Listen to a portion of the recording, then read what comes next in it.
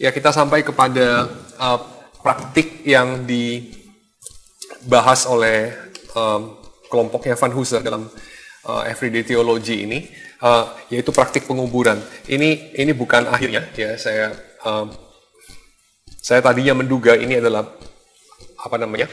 sesi dari buku Everyday Theology yang paling terakhir, karena kayaknya cukup logis untuk menaruh praktik penguburan di paling terakhir gitu ya. Tapi rupanya tidak, karena sepertinya Van Hooser itu waktu menyusun bab-bab yang akan dia rilis dalam buku ini juga menyusunnya seperti saya kira seperti tema-tema di dalam Alkitab ya, salah satunya setidaknya pada bagian endingnya, yaitu dia mengakhiri bukan dengan penguburan, dia tidak mengakhiri dengan kematian, tapi dia mengakhiri dengan apa? Kalau saudara punya bukunya, ada yang pernah lihat buku Everyday Theology itu. Dia mengakhiri dengan artikel mengenai praktik wedding, pernikahan. Karena Alkitab kita itu juga diakhiri dengan wedding, ya, dengan pernikahan. Oke. Tapi hari ini kita belum sampai ke pernikahan, baru ke penguburan, ya. Jadi nanti bulan depan kita ketemu lagi untuk membahas mengenai bagaimana memahami teologi pernikahan, tapi ini belum, ini baru teologi mengenai penguburan. Untuk ini kita akan melihat beberapa cuplikan dalam bagian Perjanjian Baru khususnya, apa kata Alkitab tentang penguburan, ya. Sedikit komentar mengenai hal ini, yaitu Alkitab tidak bicara banyak tentang penguburan, ya, tidak bicara banyak tentang bagaimana kita seharusnya mengubur orang. Seperti juga mungkin Alkitab tidak bicara banyak mengenai kelahiran. Bagaimana kita melahirkan orang gitu ya. Jadi melahirkan itu harus gimana gitu. Itu enggak, membesarkan bayi harus gimana, itu enggak terlalu banyak bicara. Menguburkan seperti apa itu juga tidak terlalu banyak bicara, ya. Tapi ada juga beberapa bagian. Misalnya, saya ambil dari Matius pasal yang ke-8. Matius pasal yang ke-8, kita baca ayat 21 dan 22. Ini mewakili bagian yang agak-agak sepertinya pesimis atau negatif ya terhadap upacara penguburan. Matius 8, 21 dan 22, saya bacakan buat saudara. Seorang lain, yaitu salah seorang muridnya, berkata kepadanya, di sini Tuhan, ya, Tuhan Yesus maksudnya. Tuhan, izinkan aku pergi dahulu menguburkan ayahku. Tetapi Yesus berkata kepadanya, ikutlah aku dan biarlah orang-orang mati menguburkan orang-orang mati mereka. Sepertinya kalau saudara baca sepotong ini, bagian Matius ini bicara apa mengenai penguburan? Sepertinya itu nggak gitu penting, itu sesuatu yang sudahlah orang tidak percaya yang setelah mati terus mati, tidak punya pengharapan kebangkitan, ngurusin hal-hal begitu. Jadi sepertinya ya Matius itu mengesankan sudahlah orang Kristen tuh jangan terlalu memikirkan mengenai upacara penguburan itu harus gimana, apalagi bersusah payah untuk menguburkan dengan cermat dan seterusnya. Ya yang penting nggak bau sudah selesai gitu ya. Jadi itu bukan perkara yang penting sepertinya. Tapi ada juga bagian yang lain. Bagian yang lain itu saya ambil dari apa yang para murid lakukan dengan orang-orang mati mereka. Kalau tadi itu kan adalah perkataan Yesus mengenai seorang yang ingin minta izin sebelum mengikut Yesus. Dia minta izin untuk menguburkan ayahnya. Ya, tapi sekarang kalau murid-murid Yesus sendiri, kemudian di antara mereka ada orang yang mereka kasihi mati, kira-kira mereka memperlakukan mayatnya seperti apa, ya? Dan itu tentu tidak lain tidak bukan, kita bisa membaca dalam Yohanes pasal 19 misalnya, yaitu ketika mereka mengalami Yesus mati. Yohanes pasal ke-19 ayat 38 sampai ayat 42. Saya bacakan buat saudara. Sesudah itu Yusuf dari Arimatea, dia murid Yesus, tapi sembunyi-sembunyi karena takut kepada orang-orang Yahudi, meminta kepada Pilatus supaya ia diperbolehkan menurunkan mayat Yesus. Dan Pilatus meluruskan permintaannya itu. Lalu datanglah ia dan menurunkan mayat itu. Juga Nikodemus datang ke situ. Dialah yang mula-mula datang waktu malam kepada Yesus. Ia membawa campuran minyak mur dengan minyak gaharu, kira-kira 50 kati beratnya. Mereka mengambil mayat Yesus, mengapaninya dengan kain lenan, dan membubuhinya dengan rempah-rempah menurut adat orang Yahudi bila menguburkan mayat. Dekat tempat di mana Yesus disalibkan ada suatu taman, dan di dalam taman itu ada suatu kubur baru yang di dalamnya belum pernah dimakamkan seseorang. Karena hari itu hari persiapan orang Yahudi, sedang kubur itu tidak jauh letaknya, maka mereka meletakkan mayat Yesus ke situ.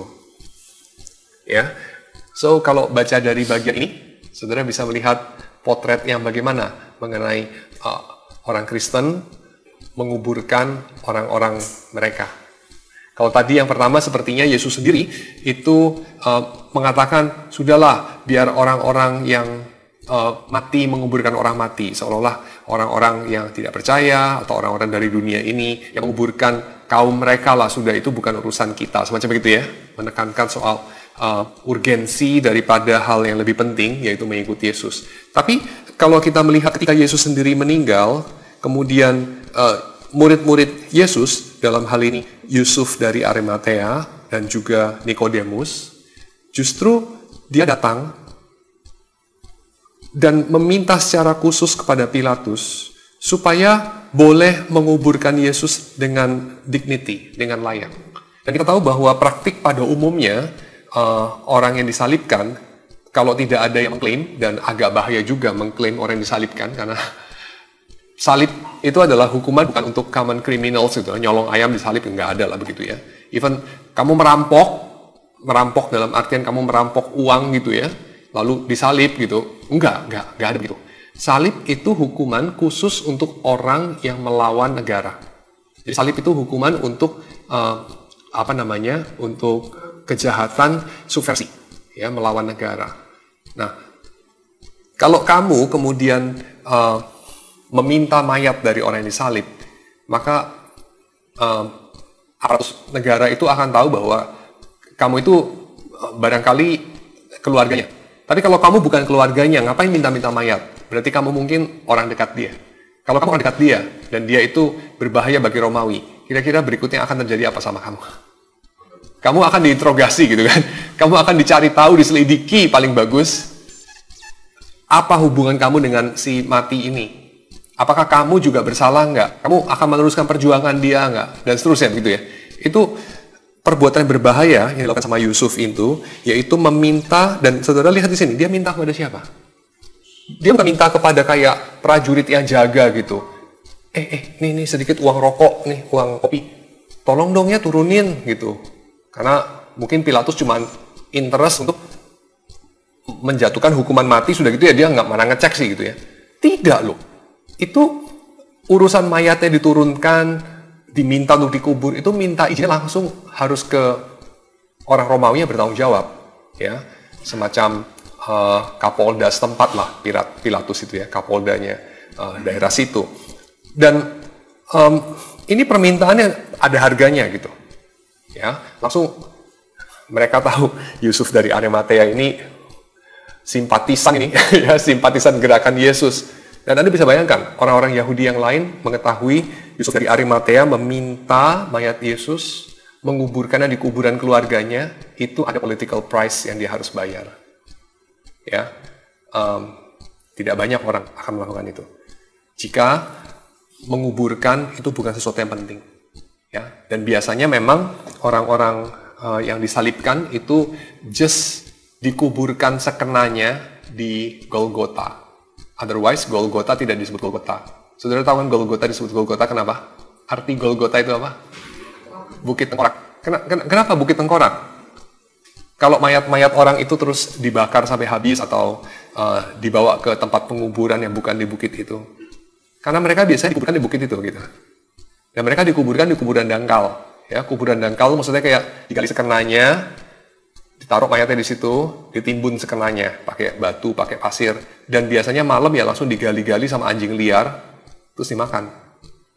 Ya, dan beberapa orang sarjana liberal yang percaya bahwa banyak cerita ngarang-ngarang aja dalam Perjanjian Baru, mengatakan bahwa barangkali kemungkinan besar dibilang yang terjadi adalah itu dari mayat Yesus, gitu. Yaitu Yesus itu dikubur di kuburan dangkal, lalu mayatnya dimakan anjing. Itulah setidaknya nasib dari kebanyakan orang yang matinya disalib di Golgota. Ya.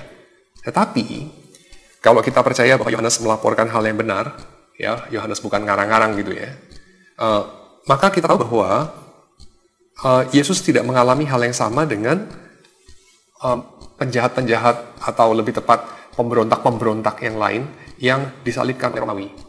Karena ada orang yang berani untuk membayar harga secara politis, secara sosial juga, ya, karena dijauhi orang Yahudi, untuk meminta mayat daripada Mesias palsu menurut orang Yahudi dan meminta mayat daripada pemberontak, ya, kaum separatis ini, kepala golongan separatis itu Yesus, untuk kemudian dikuburkan dalam upacara yang penuh, boleh dikatakan cukup penuh, setidaknya diusahakan sepenuh mungkin. Yaitu apa? Yaitu dia ditaruh dalam kain kafan, lalu diberikan campuran minyak mur dengan minyak gaharu. Itu satu ritual yang tidak sederhana, tidak minimalis. Bahkan kita tahu bahwa setelah lepas hari Sabat, yaitu pada hari Minggu, pagi-pagi benar, ada perempuan-perempuan yang datang ke kuburan Yesus. Dan mereka bawa apa? Mereka bukan bawa bakpao karena tahu Yesus pagi itu akan bangkit gitu ya, lalu menyambut nih Yesus sudah lama bangkit kan. Kalau menurut Alkitab kan minta ikan gitu ya. Ini sebelum makan ikan makan bakpao dulu gitu ya. Enggak loh, karena mereka tidak berasumsi Yesus akan bangkit. Mereka berasumsi mereka mengubur Yesus dengan upacara yang mereka sampai sepenuh-penuhnya pun tapi tidak keburu, karena malam keburu tiba, Sabat harus dimulai, itu hari persiapan hari raya orang Yahudi itu Sabat, ya. Jadi orang-orang Yahudi ini menyiapkan sebisa-bisanya, dikafani, dikasih rempah-rempah, dibubuhi dengan minyak, tapi masih ada upacara yang belum selesai. Rupanya upacara mereka cukup elaborate dan mereka cukup bersikeras melakukannya sampai tuntas untuk Yesus. Ya, sehingga perempuan-perempuan itu kemudian pada hari pertama setelah Sabat selesai, which is itu hari Minggu, ya, kemudian mereka itu bukan hari Minggu ya, mestinya itu kan Sabat itu dimulai, betul hari Minggu ya, karena Sabat itu dimulai kan hari Jumat malam ya, lalu kemudian sampai hari Sabtu malamnya, lalu hari Minggu pagi-paginya mereka kemudian datang untuk meneruskan upacara penguburan itu. Dan mereka membawa rempah-rempah. Ya, perempuan-perempuan itu membawa rempah-rempah. Jadi artinya mereka menganggap serius, mereka menganggap sebagai sesuatu yang pantas untuk dibayar harganya upacara penguburan Yesus. Lalu Anda mungkin mengatakan, oke, ini mungkin Yesus gitu ya. Ya pantas saja karena yang dikuburkan itu kan orang yang spesial, pemimpin mereka, Yesus. Tapi tidak juga, karena kalau kita melihat apa yang mereka lakukan kepada diaken, ya, seorang diaken, seorang martir pertama, itu seorang diaken yang namanya Stefanus. Ya. Dan mereka melakukan apa dengan Stefanus? Kisah Rasul 1 ayat yang kedua. Oh, bukan Kisah Rasul 1. Ini adalah Kisah Rasul 8 ayat yang kedua. Kisah Rasul 8 ayat yang kedua, saya bacakan buat saudara ya. Orang-orang saleh menguburkan mayat Stefanus, serta meratapinya dengan sangat. Jadi mereka melakukan seperti apa yang orang Yahudi selalu lakukan. Tidak menjadi ada perubahan setelah mereka jadi Kristen. Mereka just melakukan sesuai dengan tradisi, adat istiadat mereka. Ya. So, setelah ini semua dikatakan, kira-kira kita mau mengatakan bahwa Alkitab ngomong apa ya mengenai penguburan dan apa hubungannya dengan praktik yang diangkat oleh murid-muridnya Van Hooser dalam bab ini, fantasy funeral. Saya kira ini, bahwa di dalam Alkitab kita tidak menjumpai ada preskripsi Tuhan itu ingin secara eksak manusia itu dikubur atau didispose mayatnya dengan cara apa. Ya, jadi apakah dikubur, apakah dibakar, ataukah itu kemudian setelah dibakar dilempar abunya ke laut, ataukah disimpan, apakah dibikin mumi lalu terus-menerus jadi mumi seperti di Mesir, ataukah kemudian dibiarkan decay sampai tinggal tulang lalu tulangnya disimpan, atau apa? Ya, itu tidak dikatakan. Lalu kuburan apakah itu harus meratap-ratap ataukah kemudian stoik saja, tidak ada ratapan, tidak ada nyanyian juga, just datar. Ataukah penguburan itu harus penuh sukacita? Lalu upacara penguburan itu berapa lama? Apakah pada hari yang sama? Ataukah setelah hari ketiga misalnya dikuburkan? Ataukah orang itu menguburkan dengan sampai 10 hari misalnya? Atau apa? Ya, setelah dikuburkan perlu ada upacara tambahan pada hari ke-40 misalnya. Atau apa? Tidak. Alkitab tidak ngomong apa-apa mengenai itu. Ya. Alkitab hanya membicarakan praktik yang biasa dilakukan sama orang pada zaman itu. Bahkan ada catatan dalam Perjanjian Lama bahwa orang-orang Israel pun itu dikubur sesuai dengan adat istiadat pada tempat di mana dia tinggal. Dan itu juga termasuk ketika mereka tinggal di Mesir. Misalnya kita bisa lihat dalam kasus yang dicatat dalam Kejadian, ya, dalam Kejadian pasal 50 ayat ke-1 sampai dengan ke-11, Yakub, dan kita tahu Allahnya Israel itu Allahnya Abraham, Ishak, dan Yakub. Jadi definitely Yakub ini tokoh yang penting ya dalam sejarah keselamatan. Yakub ketika mati, Yusuf itu menguburkan dia bukan dengan cara yang sama seperti Abraham dikubur atau Sarah atau cara khas yang diperintahkan Tuhan ya atau whatever. Tidak, tapi dia dikuburkan dengan cara Mesir. Ini kan indicate sesuatu ya, betul ya. Kan bisa saja Yakub itu dikuburkan dengan cara seperti Abraham mengubur Sarah, that's it ya. Tapi enggak, ini di sini dikatakan, kita baca yuk ya, supaya jangan saya saja yang ngomong. Saudara baca pasal-pasal yang, ayat-ayat yang genap ya, saya baca ayat-ayat yang ganjil. Lalu Yusuf merebahkan dirinya, mendekap muka ayahnya, serta menangisi dan mencium dia. Ayat 2.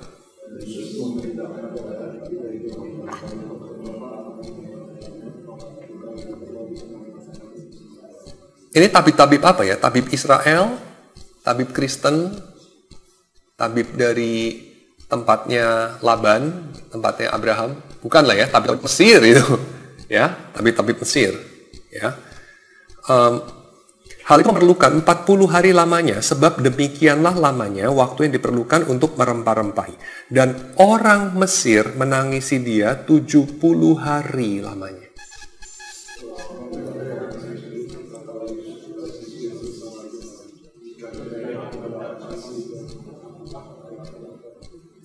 Bahwa ayahku telah menyuruh aku bersumpah, katanya tidak lama lagi aku akan mati.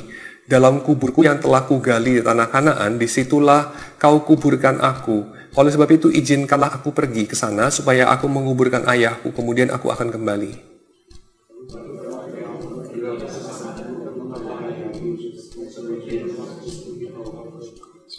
Lalu berjalanlah Yusuf ke sana untuk menguburkan ayahnya, dan bersama-sama dengan dia berjalanlah semua pegawai Firaun dan para tua-tua dari istananya dan semua tua-tua di tanah Mesir.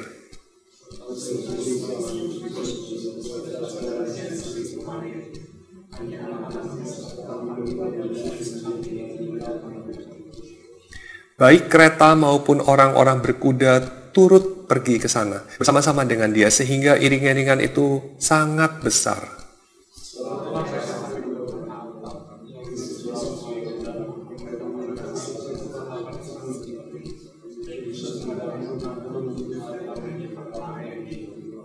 Ketika penduduk negeri itu, orang-orang Kanaan, melihat perkabungan di Goren Haatat itu, berkatalah mereka, inilah perkabungan orang Mesir yang amat riuh. Itulah sebabnya tempat itu dinamai Abel Mizraim, yang letaknya di seberang Yordan.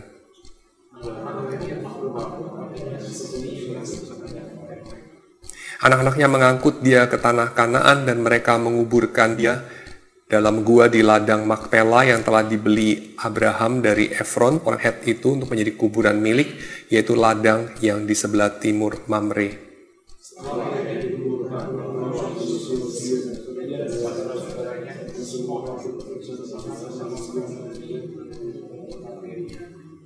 Demikian yang kemudian dilakukan anak-anak saudara-saudara Yusuf ketika menguburkan Yusuf, ya.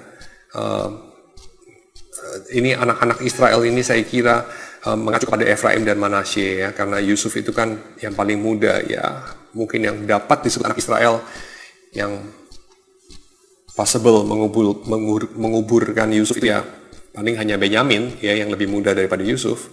Kemungkinan kan kakak-kakaknya sudah mati duluan, ya, kemungkinan, walaupun tidak tentu juga, tetapi kemungkinan yang dia pesankan di sini, Yusuf memesankan itu anak-anak Israel di sini adalah Efraim dan Manasye. Karena Efraim dan Manasye juga disebut sebagai anak-anak Yakub, ya kan?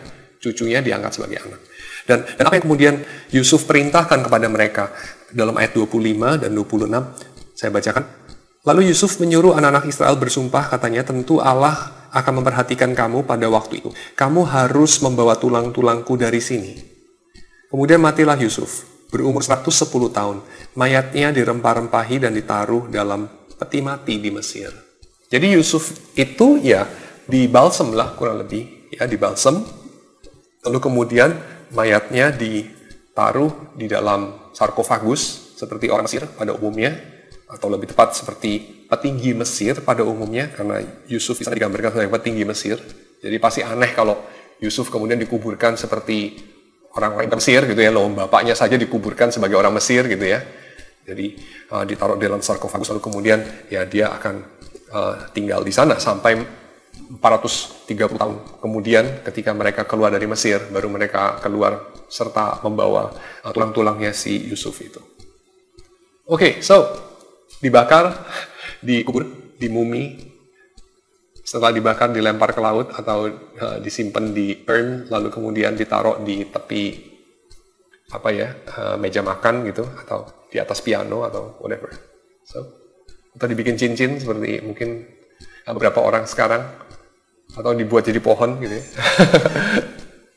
Atau dilempar ke luar angkasa. Ada juga orang yang kemudian bikin service untuk menaburkan abu seseorang itu di stratosfer, ya, atau di atasnya lagi, ya, pakai roket gitu, roket yang ya bukan roket buat luncurin satelit sih, nggak ya secanggih itu gitu, karena hanya untuk menabur abu gitu. Jadi abu yang dibawa di roket yang mahal juga, ya, tapi yang bisa bawa abu itu sampai ke orbit, lalu kemudian ya abu Anda akan mengorbit di luar angkasa gitu. Mungkin kalau Anda hobi nonton Star Trek atau Star Wars, Anda kepingin juga dimakamkan di luar angkasa, space funeral, ya, space burial, atau sky burial. Kalau sky burial kayaknya nggak ada yang mau deh, ya, tahu lah ya sky burial ya. Itu orang-orang Tibet, mereka mengatakan cycle of life itu harus terus berlangsung. Maka mereka mengatakan kalau dibakar itu ya memang beberapa orang Buddhis itu kan dibakar ya, kebanyakan mungkin bahkan. Tapi beberapa orang Tibet mengatakan kalau dibakar kayaknya agak wasted, soalnya dagingnya itu kan masih cukup seger, bisa kasih makan burung katanya. Jadi dicabik-cabik terus kasih makan burung. Tapi ada orang lain lagi bilang enggak, bukan masalah soal isu kalau dibakar bikin asap nanti kayak Indonesia banyak asap, atau kalau dibakar nanti sayang burungnya nggak makan banyak daging.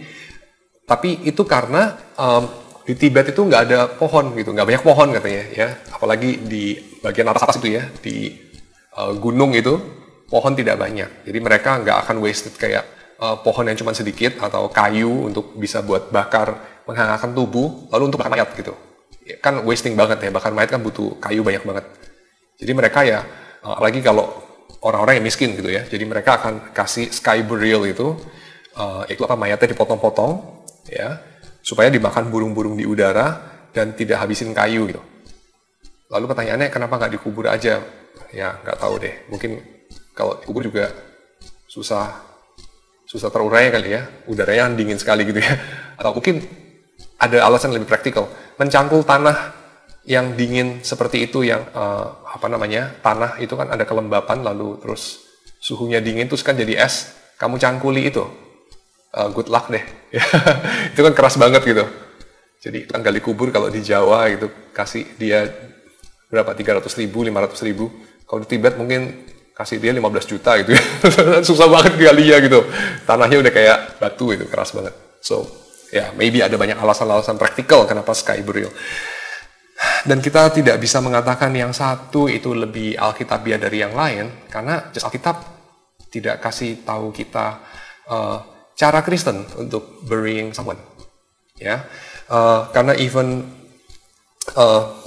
bapak-bapak dari orang Ibrani, yaitu Yakub, Yusuf, ya, dan seterusnya, Abraham, menguburkan orang-orangnya dengan cara yang berbeda-beda.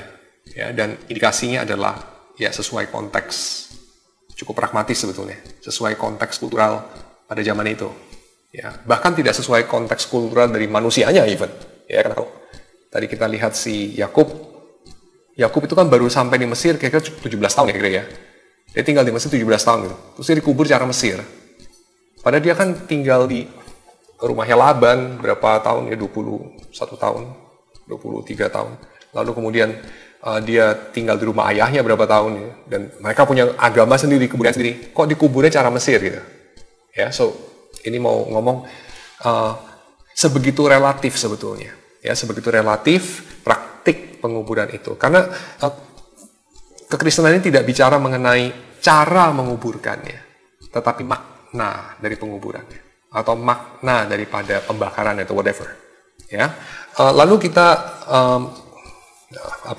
lihat di dalam buku Everyday Theology itu ada semacam praktik di dalam orang-orang yang punya pilihan ya di Amerika itu, di mana mereka kehilangan apa yang disebut sebagai Christian funeral. Jadi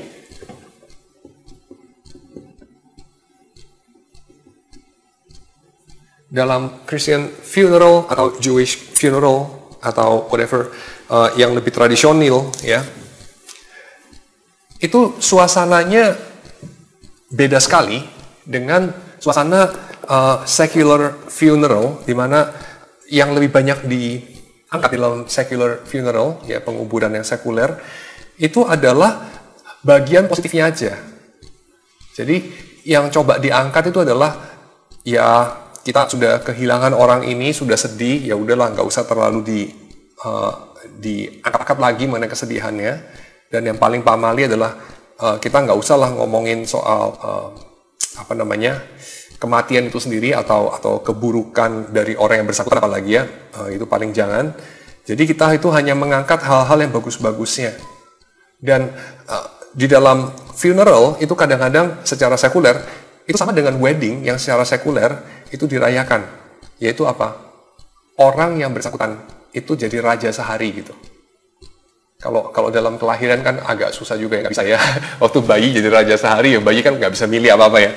Tapi waktu menikah dan waktu dia mati, itu dia jadi raja gitu, jadi raja sehari. Waktu menikah, this is your day gitu.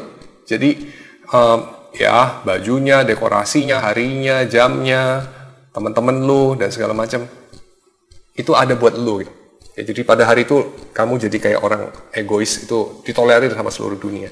Jadi waktu mati gitu, karena orang kayak, aduh nggak tega banget ya masa, aduh nanti dihantui lagi ya. Dia mati pesan-pesan dikuburkan di luar angkasa gitu ya. Kita nggak kabulkan, kayaknya kualat banget gitu ya. Pesan terakhir nggak dikabulkan gitu ya. Jadi seolah gara-gara lu mau mati, lu berhak untuk jadi orang egois, di mana seluruh dunia harus ngikutin lu gitu. Nah saya kira itu secara penguburan sekuler sering kali yang dilakukan itu. Karena ini penghormatan terakhir, jadi kita turutin semua yang dia mau, dan itu pusatnya dia. Dan kadang-kadang yang terjadi adalah apa? Dalam beberapa contoh yang diangkat dalam buku Everyday Theology itu, funeralnya itu nggak seperti funeral, betul-betul. Ya, sama sekali nggak ada tempat untuk merayakan transisi, passing, antara kehidupan, kematian, dan berjalan bersama dengan Tuhan. Nggak ada itu. Karena dalam funeralnya itu kemudian, ya karena alasannya dapat dipahami sih, karena mereka memang sekuler. Dalam funeral itu yang terjadi adalah perayaan daripada keinginan yang remeh seringkali dari yang mati itu. Misalnya funeral yang temanya, tematik ya, funeral juga dibikin tematik, seperti wedding gitu ya. Funeral yang temanya baseball gitu ya.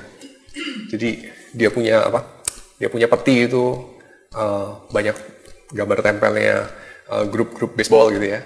Lalu tempat funeralnya itu dibikin kayak stadion gitu ya. Terus kemudian ada penontonnya, tuh penontonnya pakai baju nonton baseball gitu ya, atau pakai atribut baseball. Atau yang lain, konser musik rock gitu ya. Jadi nanti petinya mungkin gotik gitu ya, hitam gitu kali ya, terus ya peti juga hitam biasanya ya. Tapi ada paku-paku gitu ya, terus ada foto-fotonya grup musik rock gitu ya, apalah Kiss gitu ya, Rolling Stones atau whatever. Lalu kemudian penuh dengan musik hingar-bingar gitu, waktu lagi funeral gitu. Karena apa? Karena mereka bilang, ya ini yang terakhir lah, menghormatilah keinginan daripada yang mati itu. Ya, dan apa salahnya, semacam begitu.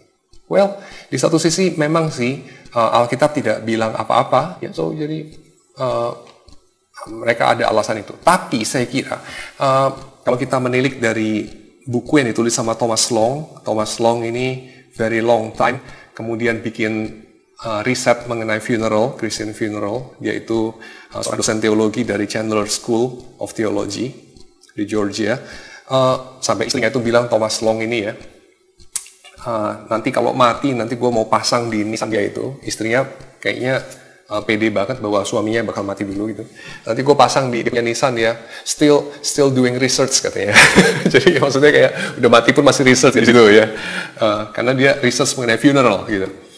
Dan Long bilang begini, funeral yang sekuler, yang modern itu cenderung pendek, simple, sangat personalized, dan penuh improvisasi. Mereka fokus kepada kehidupan dan lifestyle daripada yang mati itu, dan menekankan joy, celebration, goodness of the person, instead of ini, ya, dan bukan menekankan ini, duka cita, ya, grief, dan somberness of death, ya, keseriusan dan kemurungan daripada kematian. Itu nggak ada tempatnya. Ya, kenapa? Itu mencerminkan kehidupan kita juga. Karena dalam kehidupan kita menganggap tema mati-mati itu bikin suasana jadi basi gitu ya. Jadi down gitu, ya. Orang nggak bicarakan mati gitu, ya. Lu apa sih morbid banget ya ngomong mati-mati, ya, kuburan-kuburan gitu kan. Makanya orang kalau bisnisnya itu adalah funeral, ya, itu kompetitor sedikit, nggak terlalu banyak gitu ya. Soalnya nggak banyak yang mau gitu kan. Tapi itu sesuatu yang kata kata Thomas Long itu patut disesali ya. Mungkin itu bagian yang mencerminkan memang kedangkalan hidup kita. Jadi dalam hidup kita dangkal, dalam mati kita dangkal. Kenapa? Karena kita menolak adanya bayang-bayang dalam hidup. Kita menolak untuk membicarakannya dengan mata terbuka, dengan dewasa. Ya. Dan ada harga yang harus dibayar untuk itu. Waktu kita menolak itu. Ya. Yaitu apa? Yaitu kita pertama menyangkali bahwa hidupnya akan berakhir. Kedua, kita itu juga tidak memberi tempat untuk ratapan. Dan ketiga, kita itu juga melupakan satu implikasi dari pengakuan iman kita yang memang sih lebih banyak dirayakan di dalam Ortodoks Timur dan juga di dalam Roma Katolik, tetapi diberi ruang juga di dalam Protestanisme, yaitu apa? Persekutuan orang-orang kudus. Frase itu ring a bell. Persekutuan orang-orang kudus, pengampunan dosa, kebangkitan tubuh, dan hidup yang kekal. Itu adalah bagian daripada pengakuan iman rasuli, ya, ada segala pengakuan iman yang lain. Ada bagian itu. Bagian yang mengajarkan apa? Kita itu punya persekutuan, bukan hanya dengan orang yang masih hidup, tapi juga dengan semua orang yang sudah mati.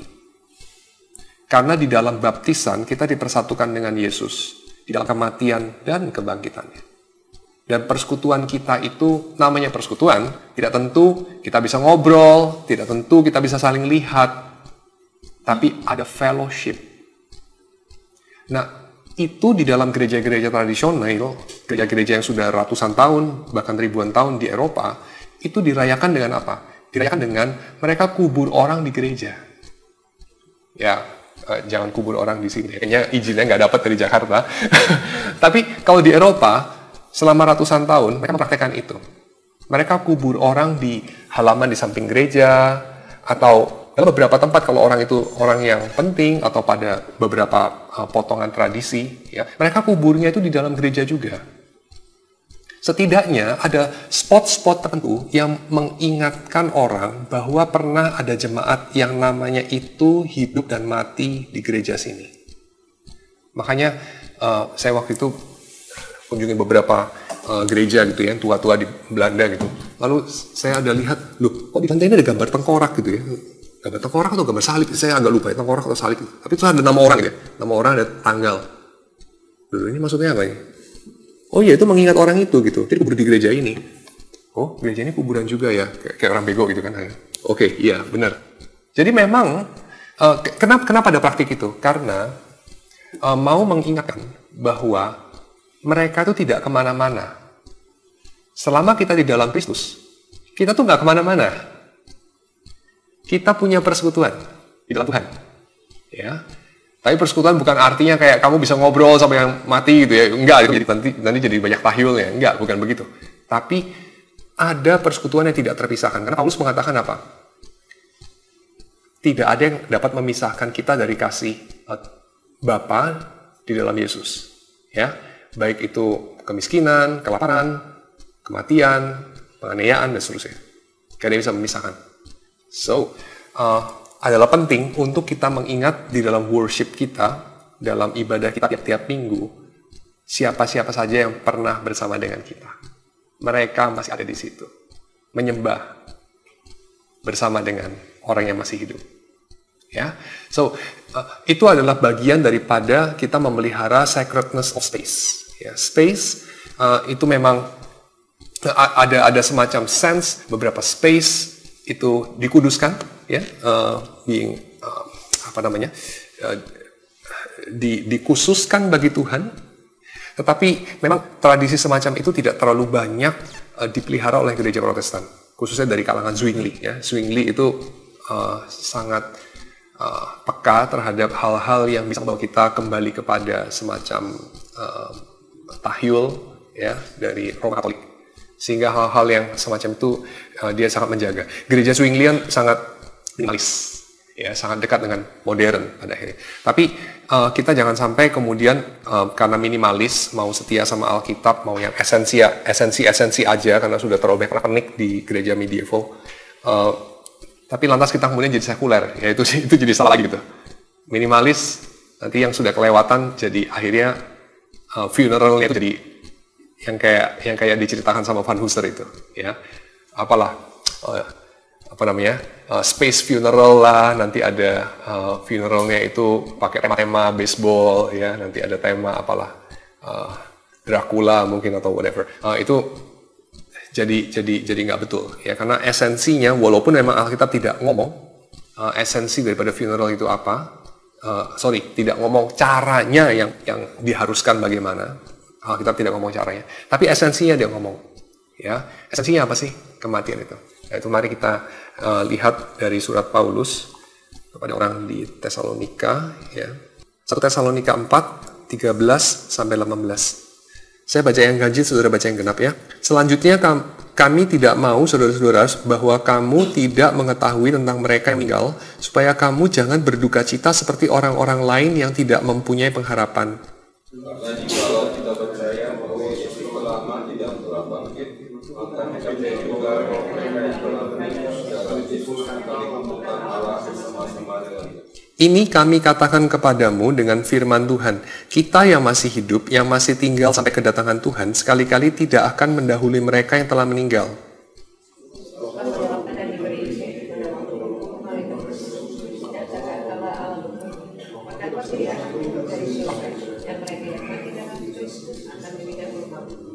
Setelah itu kita yang masih hidup, yang masih tinggal akan diangkat bersama-sama dengan mereka dalam awan menyongsong Tuhan di angkasa. Demikianlah kita akan selama-lamanya bersama-sama dengan Tuhan.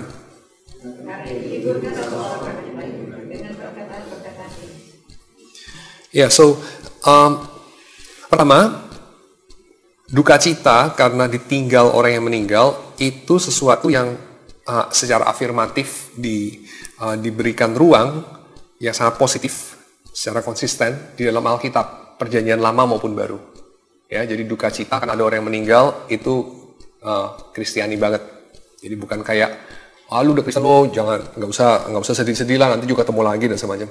Nggak seperti itu. Ya, kita diberikan ruang untuk boleh merayakan, kalau boleh pakai istilah itu ya, merayakan ratapan, ya, merayakan kesedihan, merayakan warna-warna gelap dalam hidup. Tuhan tuh melukis nggak cuma pakai warna kayak anak TK gitu ya, kuning ya, hijau yang terang gitu kan, merah gitu. Tapi juga pakai warna-warna gelap gitu. Ya. Jadi Tuhan tidak hanya melukis yang ceria-ceria, tapi juga yang sedih-sedih. So, ada tempatnya. Tetapi Paulus memperingatkan supaya kita tidak meratap seperti orang-orang yang tidak punya pengharapan. Artinya kita harus meratap seperti orang yang punya pengharapan. Meratap sih, tapi meratap seperti orang Kristen. Ya, ada cara-cara Kristen untuk meratap. Dan cara-cara Kristen untuk meratap adalah cara-cara di mana kita mengingat bahwa kematian itu bukan akhir segalanya. Tapi kematian itu menyedihkan. Dalam funeral Kristen, kita mengacungkan tinju kepada kematian, so to say.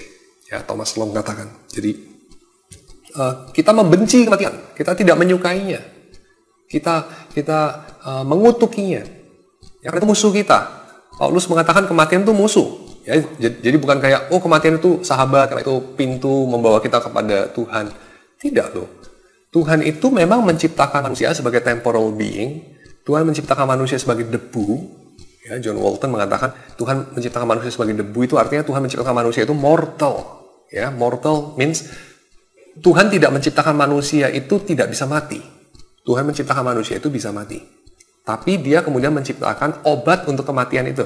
Obat untuk mortalitas itu, yaitu apa? Pohon kehidupan. Ya, tapi karena kita berdosa, kita di-ban dari makan dari pohon kehidupan. Sehingga mortalitas kita itu membuat kita benar-benar mati kemudian. Ya. Dan itu sesuatu yang Tuhan tidak sukai. Ya. Sehingga kemudian memang Paulus mengatakan kematian itu musuh kita.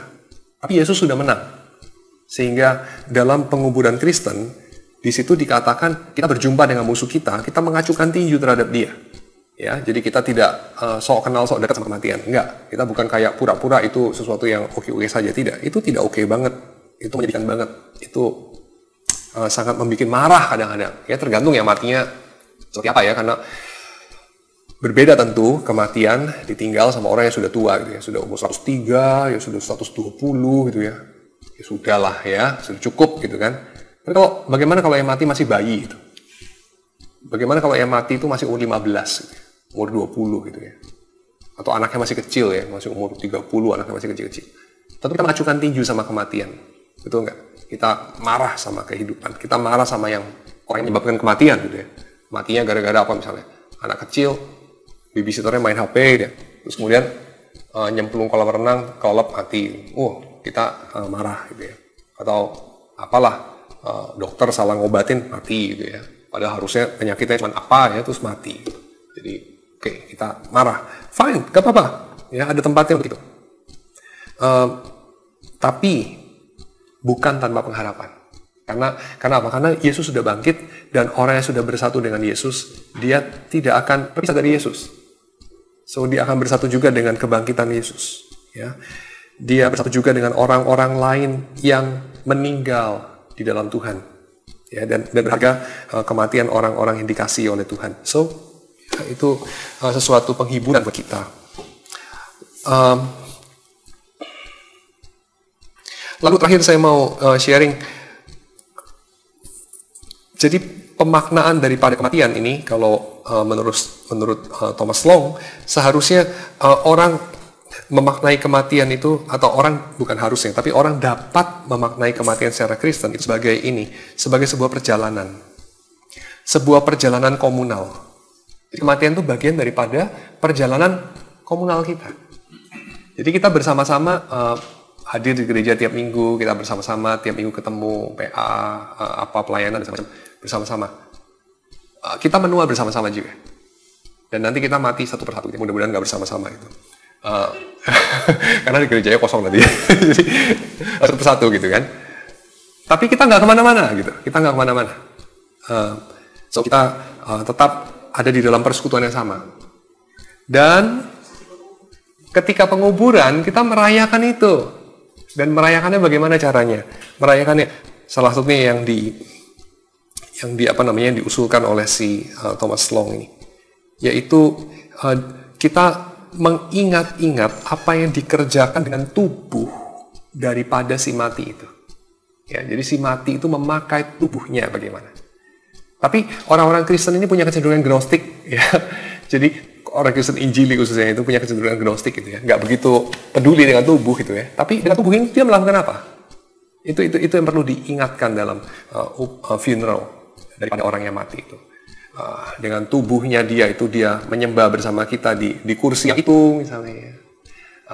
Dia suka makan somai yang itu misalnya, atau dia suka berjalan di mana dan seterusnya. Lalu kemudian kita juga memulai segala upacara itu dengan menyebutkan nama si mati itu dan mengatakan dia dibaptis pada tanggal sekian, pada bulan sekian, pada tahun sekian. Nah, ini sesuatu yang sangat penting karena dia dibaptis. Itu berarti hari di mana dia digabungkan secara simbolis ke dalam tubuh Tuhan. Ya, jadi mulai hari itu dia join di sini dan dia nggak kemana-mana lagi. Karena dia itu ada di dalam Kristus dan tidak ada apapun yang bisa memisahkan dia dari Bapa dan dengan sesama orang percaya di dalam Kristus. Ya, so itu penting. Itu hari dia join community di sini dan kita kemudian mengingat dia walaupun dia sudah pergi secara tubuh. Ya, so itu yang diusulkan oleh Thomas Long. Jadi upacara penguburan itu adalah sejenis kita menyertai bersama-sama dia dalam passingnya dia itu, di dalam dia itu beralih dalam perjalanannya, dia itu beralih dari tubuh yang ini, ya, tetapi dia tidak meninggalkan kita, dia tidak pergi kemana-mana. Dia tetap ada di dalam persekutuan di dalam Kristus. Ya, so itu yang coba diingat. Itu sebabnya penting untuk dimulai dengan orang dengan nama ini pada tanggal ini, bulan ini dia dibaptiskan. Ya, dan mulai hari itu tidak ada kematian yang bisa memisahkan dia dari Kristus. So itu. So kematian itu tempat untuk kita mengingat fragility ya daripada kehidupan, tapi juga mengingat akan janji Tuhan yang menyertai kerapuhan daripada hidup itu, dan Tuhan menjanjikan akan kebangkitan bersama dengan Kristus, ya, dan persekutuan dengan Kristus yang kokoh, yang tidak yang membuat kita tidak bisa terpisahkan lagi sebetulnya. Sakramen perjamuan kudus itu apakah maksudnya kita bisa kaitkan gitu dengan persekutuan orang-orang kudus atau orang-orang Islam? Maksudnya terus ada apa yang diberikan kepada kursinya dia gitu? Enggak lah ya.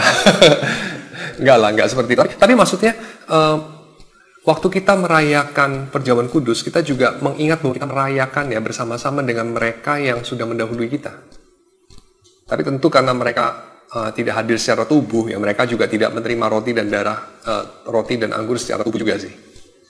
Ya, sama seperti kalau kamu lagi ada di luar kota, nggak ada bersama-sama di dalam perjamuan kudus, ya tentu kan tidak makan rotinya dan minum anggurnya juga. Ya. Walaupun dalam persekutuan di dalam Kristus memang tidak ada anggota yang terkecuali, ya, karena tidak lagi dibatasi oleh ruang dan waktu.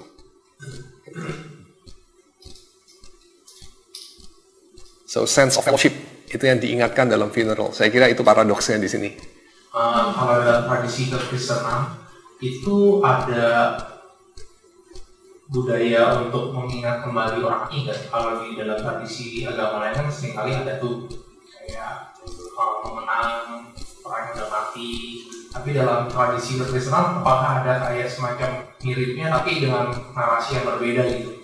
Kita merayakan ulang tahunnya Calvin, hari matinya Calvin, dan mungkin ada ya.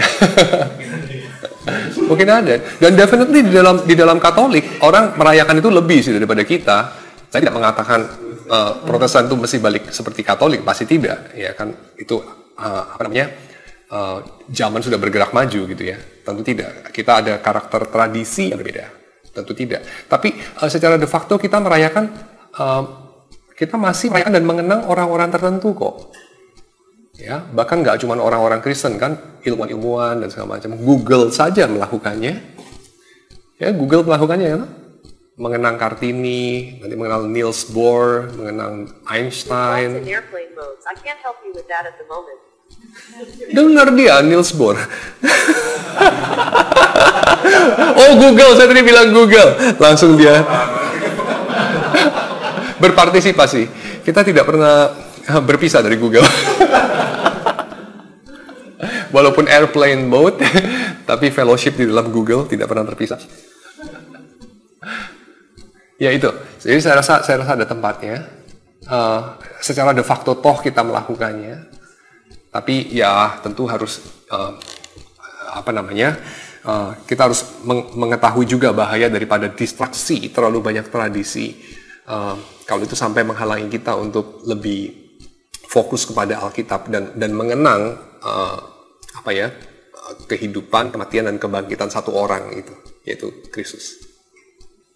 Semacam itu. Tapi ya of course persekutuan kita dengan orang-orang kudus itu tidak pernah sebetulnya tidak pernah berakhir. Tidak pernah berakhir. Maka yang saya dapatkan secara pribadi ya dari membaca refleksi tentang funeral ini, yaitu ini. Pada akhirnya, akhirul kata ya seperti pengkhotbah aja ya. Akhirul kata, apa sih yang paling berharga dalam hidup ini? Yang paling berharga itu adalah relasi. Relasi yang sejati, fellowship itu yang paling berharga. Jadi kira-kira nih kalau saya mau pakai gambaran yang banyak diusung sama orang Injili yang sering kali juga saya nggak banyak nggak setujunya gitu ya. Tapi oke lah saya pakai itu. Nanti di surga, apa yang benar-benar berharga buat lo? Apa yang paling bikin lo itu merasa nggak rugi gue udah pernah hidup tuh 70 tahun, 80 tahun, bahwa gue punya temen. I think itu. Bahwa gue punya VW Kodok edisi yang pernah dinaikin Hitler yang harganya 30 miliar. Hayah, apalah itu gunanya? Bahwa gua itu menang hadiah Nobel 2 kali. Hayah, apa itu gunanya? Yang berguna ini, gua punya temen yang benar-benar temen, yang bukan cuma cari opportunity deket-deket gua karena gua powerful. Bukan itu. Atau mau taking advantage karena gua cantik, atau mau taking advantage karena gua orangnya baik hati atau murah hati atau whatever. Tapi temen yang benar-benar temen, itu yang bikin kita itu nggak rugi, nggak nyesel, udah pernah hidup. Tuhan kasih kesempatan. At the end itu aja. Bukan gue tahu berapa banyak, bukan gue berapa pinter, bukan gue berapa terkenal. Enggak. Gue pernah punya temen. That's it. Maksudnya perkenalan ini di surga itu orang yang sama. Jika orang-orang itu berada di dalam Kristus, tidak ada yang bisa memisahkan kita. Orangnya berubah nggak? Orangnya berubah sih. Berubahnya sampai gini. Kita pangling. Karena kita dalam keadaan yang masih bergumul dengan dosa, itu ada banyak daripada keindahan diri kita yang nggak keluar. Tapi keadaan kita yang sudah disempurnakan, dan pengakuan iman Westminster, Heidelberg, mengatakan waktu kita sudah disempurnakan, kemudian kita disempurnakan pada hari kita mati. Kita langsung disempurnakan. Dan waktu kita disempurnakan, ya kita tidak percaya seperti Roma Katolik, purgatori dulu 1571 tahun, 24 jam, dan seterusnya. Enggak, tapi kita langsung disempurnakan waktu kita mati. Nah, pada saat kita sudah disempurnakan, itu kita masih orang yang sama nggak? Kalau orang yang sama sekali berbeda dalam artian kepribadiannya semuanya beda gitu ya, kayak Doraemon terus di program gitu ya, terus di robot kucing yang berbeda. Saudara ngikutin Doraemon kan? Satu hari Doraemon baterainya habis, Terus karena udah kelamaan baterainya habis dan karena kupingnya dia dipotong sementara kupingnya dia dipotong kan ya? Atau hilang itu kupingnya. Itu memorinya dia di situ atau bukan memori, baterai cadangannya di situ atau whatever lah semacam itu. Jadi karena Doraemon tuh nggak punya kuping gitu ya. Dan baterainya habis, lupa dicas karena dia malas ke factory untuk ngecas, ganti baterai. Satu hari Doraemon itu mati, break ya, kayak Android lagi update terus baterainya habis terus di break gitu ya, jadi nggak ada gunanya gitu. Terus pilihan lainnya apa? Ya cabut baterainya lu ganti gitu. Tapi kalau cabut baterainya lu ganti, memorinya Doraemon tuh hilang semua. Doraemon sudah tahu lah ya, temennya Nobita dari abad ke berapa lah gitu, 25 atau whatever. Kalau memorinya hilang semua, ya badan kucingnya ada, badan kucing robot itu masih ada. Bentuknya masih kayak Doraemon, ya masih berfungsi dan segala macam. Tapi memorinya hilang semua. So, apa yang hilang ketika Doraemon itu memorinya hilang? Dia bukan personal Doraemon yang sama. Sedangkan Nobita itu punya teman dengan personal Doraemon yang konon ya dibayangkan sama Fujiko Fujio sebagai AI yang sudah mencapai level sedemikian sehingga punya personalitas. Manusia, kalau secara radikal beda semuanya gitu ya, memorinya, apanya semua beda di surga. Masih orang yang sama nggak? Kalau bukan orang yang sama, ngapain ada di situ?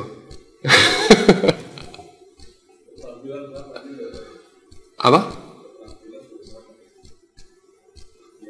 Saya kira ini, apapun yang secara esensial membentuk personalitas kita. Apa itu personalitas? Apa yang membuat dirimu.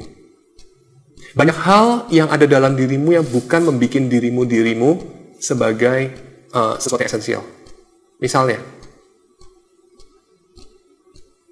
ada satu masa dulu banget, kayak 20 tahun yang lalu, enggak ya, lebih, 30 tahun yang lalu gitu. Saya tuh kalau disuruh milih ya dengerin ceramah dalam bahasa Mandarin atau bahasa Inggris, itu saya lebih milih bahasa Mandarin. Saya lebih ngerti bahasa Mandarin dibanding bahasa Inggris. Tapi itu dulu, 30 tahun yang lalu gitu. Sekarang kebalikannya. Ya. Diri saya yang dulu itu, diri yang berbeda nggak? Tidak dengan sekarang. Ada kontinuitas kepribadian. Kenapa? Karena kemampuan bahasa itu turut membentuk kepribadian, turut memampukan saya bisa mengekspresikan kepribadian saya, tapi itu bukan kepribadian saya. Otherwise, diri saya yang masih kecil, yang bahasanya masih terbata-bata, itu bukan diri saya. Betul ya? Dan saya kalau belajar banyak bahasa yang lain nanti, terus saya sukses misalnya gitu ya, dan nanti kita di surga mungkin bisa 1000 bahasa gitu, let's say. Orang bukan diri orang itu lagi. Betul kan? Keterampilan, pengetahuan, walaupun itu cukup membentuk kepribadian, tapi itu bukan kepribadian. Saya kira itu Pak jawabannya.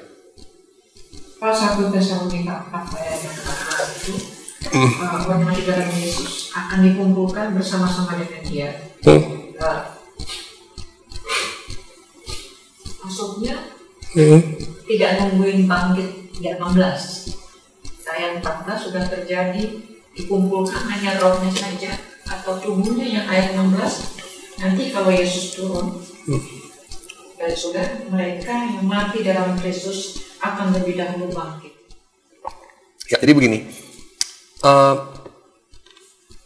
dikumpulkan di sini bahwa kematian itu tidak bisa memisahkan kita dari kasih Bapa di dalam Kristus. Saya kira adalah yaitu bahwa kita secara esensi ketika meninggal, relasi kita sama Tuhan yang nggak ada bedanya. Ya seperti itu. Kenapa? Karena kematian tidak memisahkan kita. Tetapi lantas apa pertanyaannya di sini? Yaitu yang ayat 14-nya dikumpulkan Allah bersama-sama dengan Dia. Jadi rohnya atau hanya relasinya saja. Yang mati itu kan tubuhnya ya. Jadi tubuhnya yang membusuk kan di kuburan.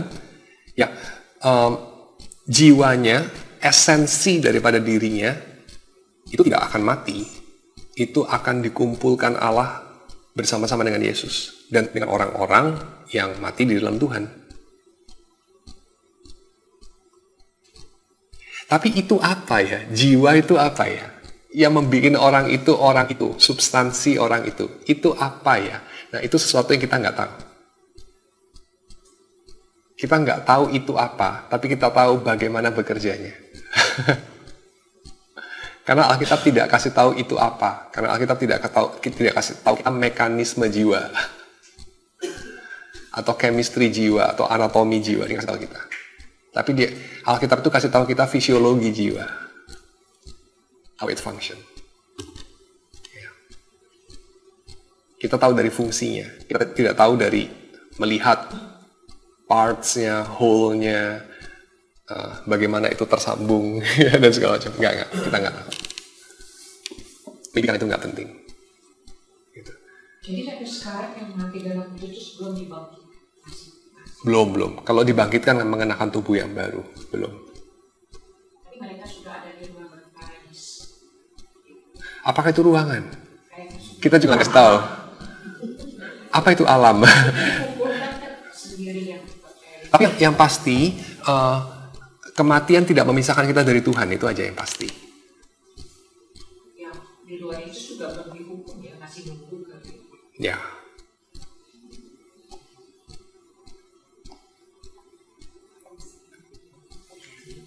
Tapi hari kematian itu, kalau kita melihat dari cerita mengenai Lazarus dan orang kaya itu, pada hari itu juga sudah ada, tapi ya of course ini penjelasannya complicated ya. Somehow pada hari kematian itu sudah ada pembedaan.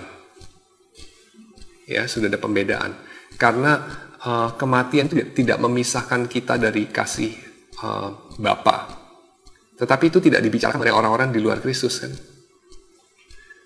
Tapi of course orang-orang di luar Kristus itu kita tidak tahu banyak karena Injil itu adalah janji mengenai orang-orang di dalam Kristus. Ya, mengenai apa jadinya orang-orang di luar Kristus kita tidak tahu banyak sebelumnya.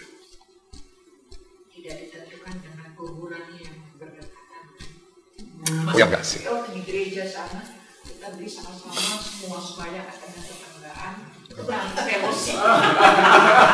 Main gaple. Saya rasa ya, kalau kematian saja tidak memisahkan kita dari kasih Bapa dalam Yesus dan implied di situ juga satu sama lain, apalagi cuman pagar komplek kuburan atau beda kota atau beda jurisdiksi, satu di Kerawang di mana lagi, enggak lah. Itu cuman marketing doang kalau saya rasa itu. Ya. Oke, saya hanya bukan Bapak tadi saya dapat kesan bahwa kalau orang Kristen memang tidak mempersoalkan atau memasukkan ada unsur budaya ya, tetapi juga misalnya merayakan dengan perangkat itu memang bisa digabungkan yang bagus sekali unsur itu ada menjadi sebuah komunitas. Di dalam budaya tadi Bapak banyak bicara tentang oase di lingkungan Kristen, bagaimana orang Kristen yang kadang-kadang tidak ada di dalam lingkungan yang terlalu dekat dengan gereja, tapi lebih tolong dunia sekuler ya. Misalnya kalau ada seorang anak punya ibu, tinggal ibunya tadinya Buddha tapi sudah percaya kepada Kristus misalnya, tetapi di dalam keluarga itu terjadi dalam tanda petik itu perebutan hak untuk menentukan si ibu itu harus dikubur dengan Kristen atau Buddha misalnya. Nah kebetulan saya pernah lihat kasus itu direbutkan oleh suaminya sendiri kan, yang nentuin harus dikubur dengan cara Buddha. Nah dalam hal ini saya pikir supaya dia mungkin bilang ya itu yang penting kan Buddha gitu ya. Tapi ada unsur yang hilang merayakannya itu Pak. Nah, kebetulan saat ini yang Kristen itu unsur komunitasnya itu dalam gereja itu dia tidak terlalu dekat juga. Jadi dia mengalah gitu, mengalah kasus seperti itu. Nah, saya pikir di dalam kaitan dengan orang Kristen yang kasus tertentu ya, dia di dalam lingkungan lokasi yang tidak terlalu Kristen juga ya. Misalnya kalau di Bali itu gimana seadanya, saya kepikir juga ya, kalau ada orang, kan ada orang mati, suami, istri harus ikut dibakar itu. Tandanya bukan di Bali ya, ada kultural seperti itu kan. Itu kultur sati di India. Iya. Yang sekarang sudah dihentikan pastinya. Ya, walaupun bukan berarti nggak ada, masih ada kadang-kadang, tapi itu tentu jadi sensasi kalau ada. Maksudnya kayak jarang banget. Ya terus? Ya, saya takutnya ya pertemuan orang Kristen aja sih, kalau dia ada dalam lingkungan yang nggak terlalu dekat dengan gereja, tapi juga kemarin memang dia Kristus itu apa yang harus dia lakukan kan, komunitasnya kadang-kadang. Ya itu sebabnya ya dia harus punya gereja. Itu sebabnya dia harus tentu ini jangan dibalik juga ya, kan aku nanti gue kalau mati nggak ada yang datang gitu ya, jadi gue mesti aktif di gereja gitu. Bukan begitu juga, tapi itu juga ada penyebabnya gitu. Jadi maksudnya kayak karena itu tadi yang paling berharga dalam hidup itu ya tentu bukan dikubur dengan keren gitu ya. Tapi yang paling berharga dalam hidup itu adalah kita punya teman. Kita punya komunitas, itu yang paling berharga dalam hidup. Pada akhirnya itu yang paling berharga sih. Cuma saya ada kekhawatiran kalau kultural tertentu kadang-kadang takutnya kesaksian Kristennya jadi hilang nggak? Seperti itu aja. Oh ya, bukan idealnya, ya yang seharusnya, ya memang orang Kristen itu yang dikuburkan oleh orang Kristen. Dan dikuburkan di dalam komunitas, itu karena itu perayaan komunitas, perjalanan komunitas lah, karena kehidupan kita juga kehidupan komunitas, maka kematian kita juga kematian di dalam komunitas, gitu. Jadi kayak waktu ada anggota baru datang ya, waktu bayi lahir gitu ya, kita sebagai gereja sama-sama bersukacita gitu. Atau waktu ada bayi rohani baru datang gitu, yaitu waktu orang dibaptis gitu ya, kita juga sama-sama merayakan dengan sukacita gitu, welcome. Tapi juga waktu anggota kita ada yang pulang kepada Tuhan dan kita mengantar dia pergi, walaupun dia pergi itu dalam artian dia passing kepada bentuk yang berbeda, ya itu juga kita sertai secara komunal. Jadi itu adalah peristiwa komunal gitu. Ya tentu idealnya. Tapi pertanyaannya mungkin, jika orang itu tidak punya komunitas bagaimana kan? Ya dia nggak punya pilihan memang. Ya bagaimana lagi ya? Karena dia tidak punya pilihan. Itu aja. Gimana dengan orang Kristen mati, misalnya tenggelam di laut, itu kalau dirayakan? Biasanya memorial, karena kalau mayatnya nggak ketemu ya. Memorial aja. Ya idealnya tubuh orangnya ada di situ. Tapi ya kalau tubuhnya nggak ada karena meledak di udara atau tenggelam di laut atau apalah dimakan buaya atau apa ya mau bilang apa kan gitu. Biasanya memorial aja gitu. Tuh sudah ada yang menguap. Oh mau nanya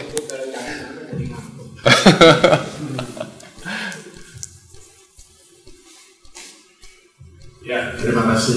Ya. Saya cuma mau nanya ini Pak ya, kalau orang udah tua Pak ya, sebelumnya dia bukan Kristen, terus karena diajak akhirnya dia masuk Kristen, sudah dibaptis, ya datang ke gereja ya ada juga beberapa kali. Terus karena kesehatan fisiknya itu nggak memungkinkan, dia nggak datang ke gereja lagi gitu Pak. Nah terus di saat-saat dia menjelang ajal, kalau ditanya, dia bilang dia nggak mau di kematian itu diutarakan dalam cara Kristen gitu Pak. Nah itu pertanyaan saya, apakah kita harus ikutin cara Kristen atau pakai cara agama sebelumnya gitu Pak? Ini pertanyaan sepertinya boleh nggak boleh gitu ya. Jadi pertanyaan mengenai peraturan gitu ya. Tapi saya nggak akan jawab resepnya gitu ya Pak ya. Tapi saya akan ajukan pertanyaan yang bisa membantu menjawab itu sendiri. Misalnya kita bisa bertanya, orang yang tua itu apakah sungguh-sungguh orang beriman? Itu pertanyaan pentingnya.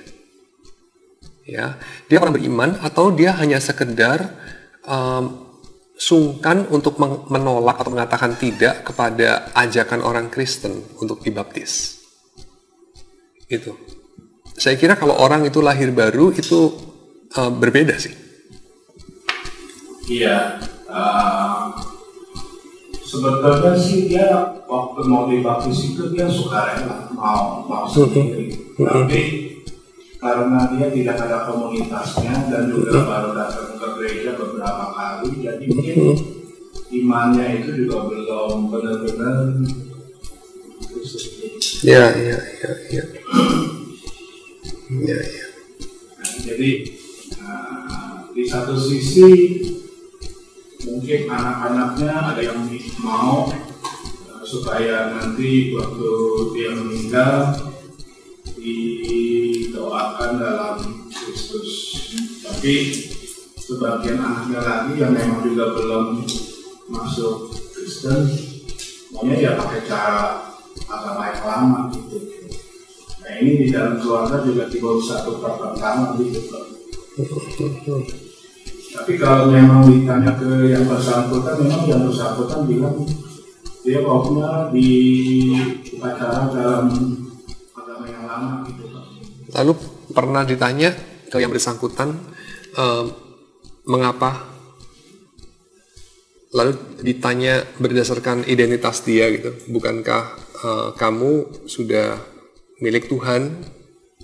Lantas mengapa mau dikuburkannya dengan cara agama yang di luar Kristen? Nah itu dia nggak bisa kasih jawaban Pak. Karena diajak bicaranya juga udah sulit gitu. Ya itu susah dijawab juga Pak.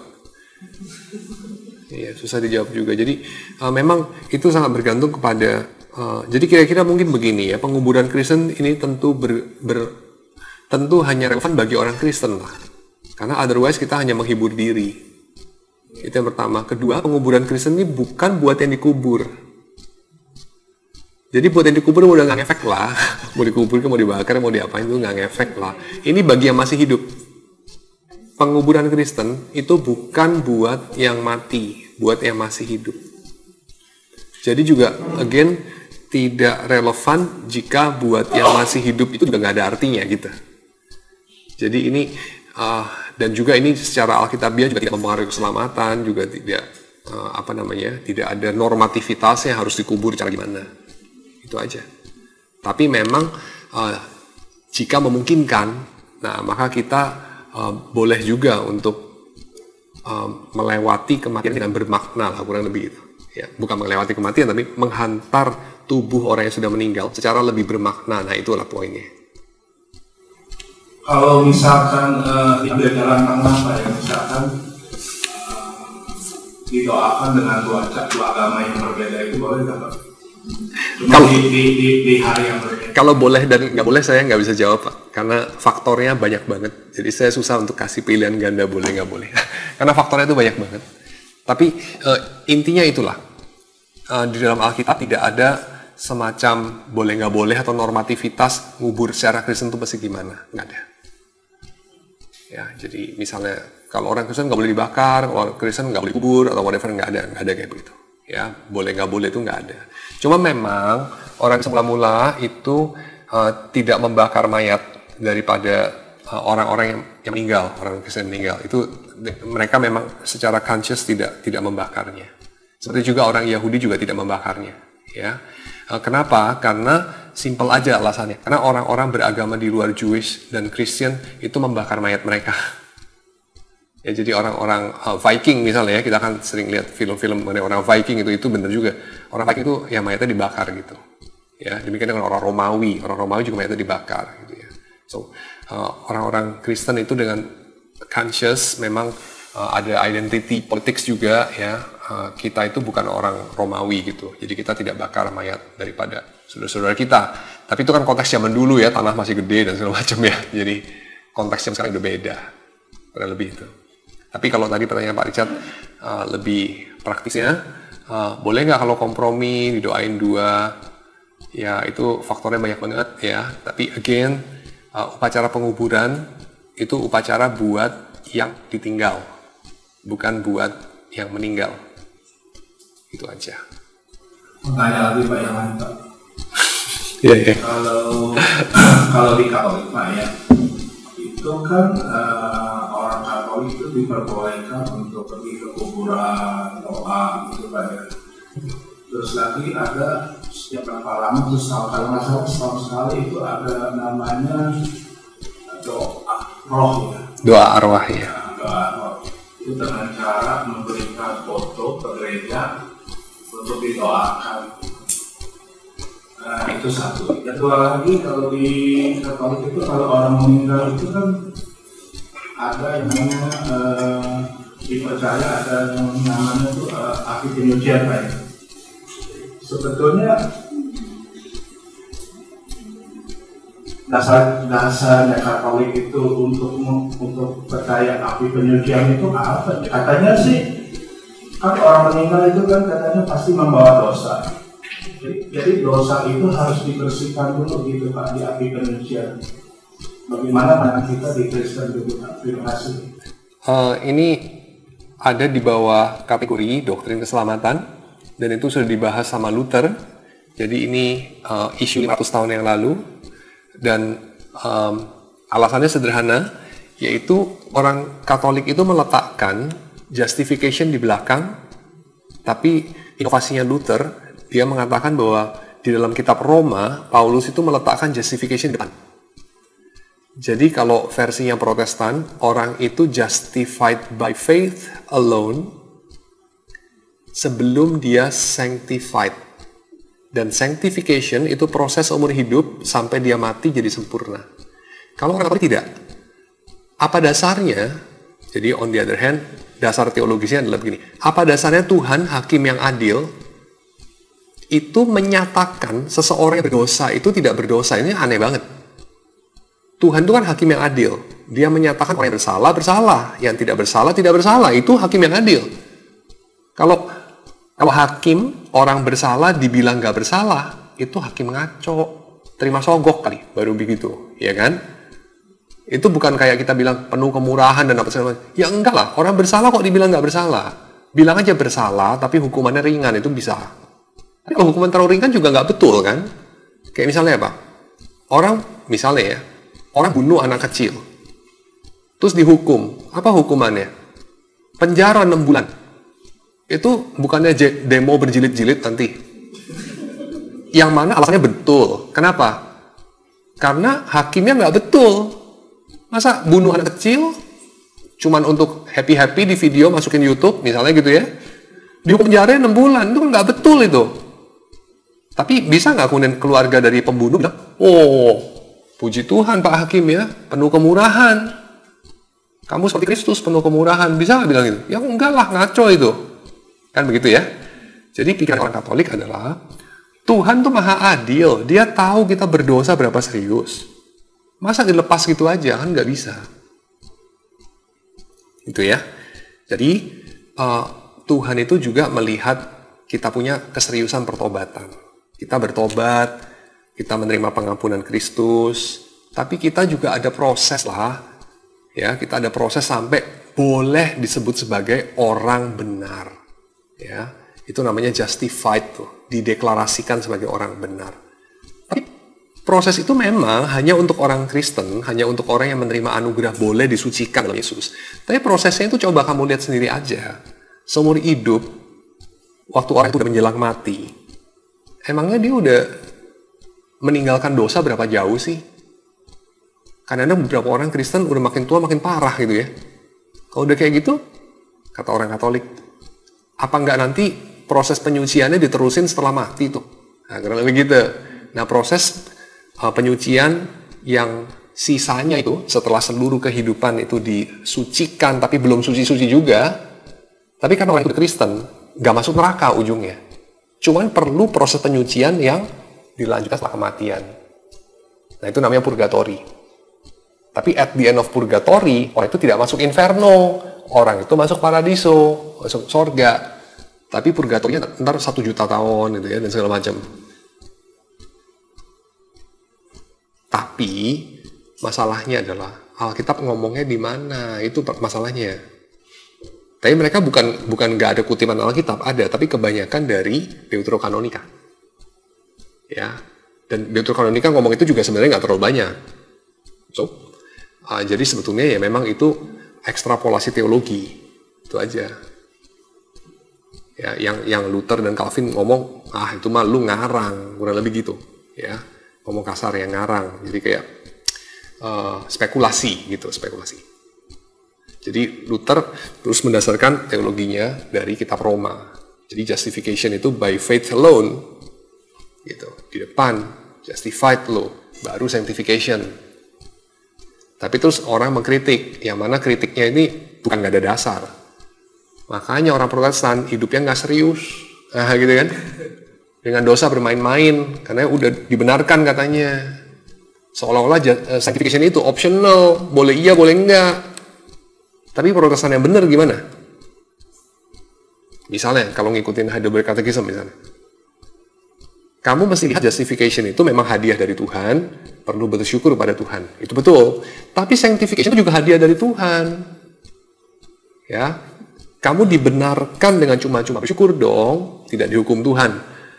Tapi itu satu bagian aja daripada keselamatan. Ada bagian lain yang mungkin lebih indah lagi, yaitu apa? Kamu dijadikan manusia baru. Itu apa nggak lebih indah tuh?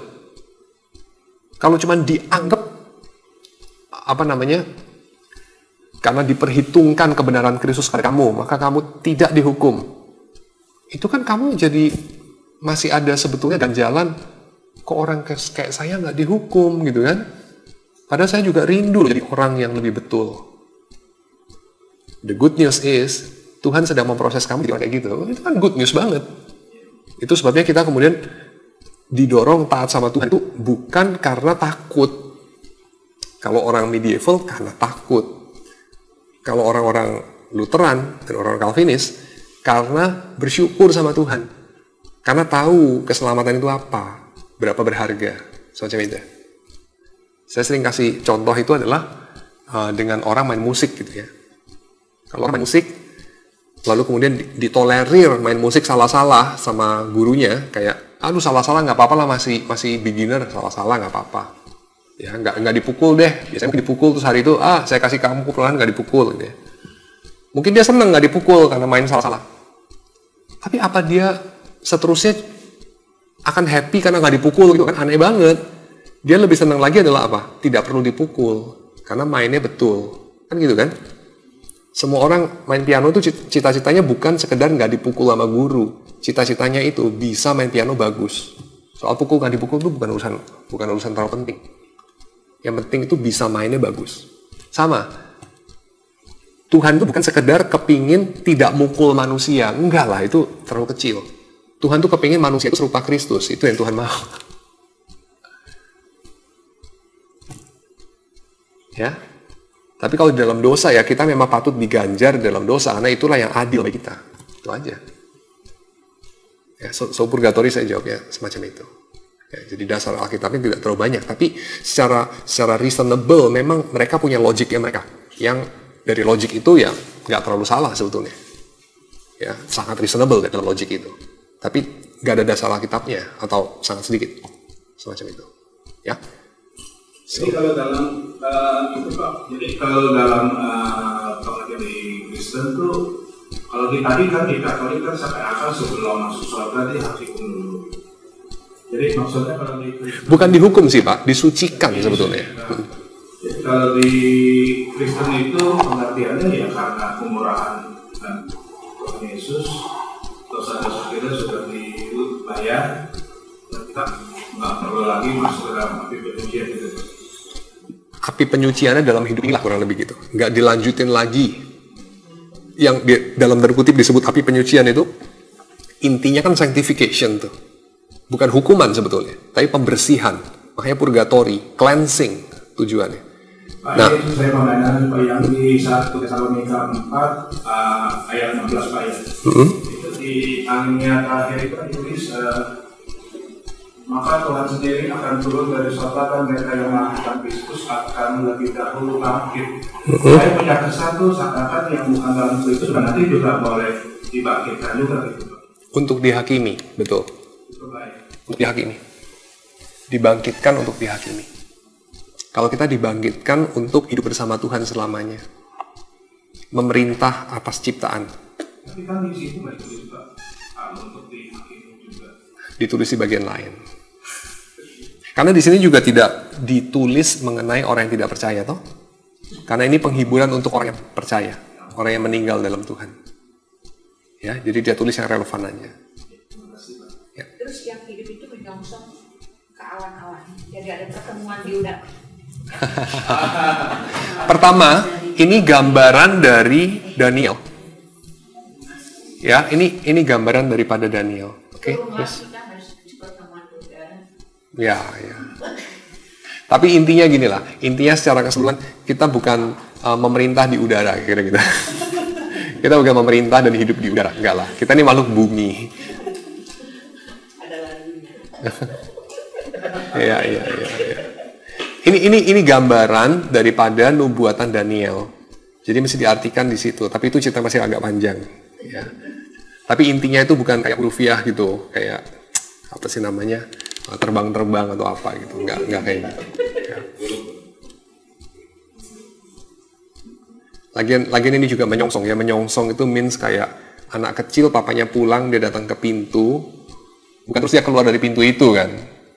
Terus kemudian dia pergi lagi sama papanya ke tempat lain. Bukan. Tapi menyongsong itu kayak papanya pulang, dia menyongsong terus masuk lagi sama-sama gitu. Ke tempat anaknya, bukan ke papanya. Karena juga surga turun ke bumi.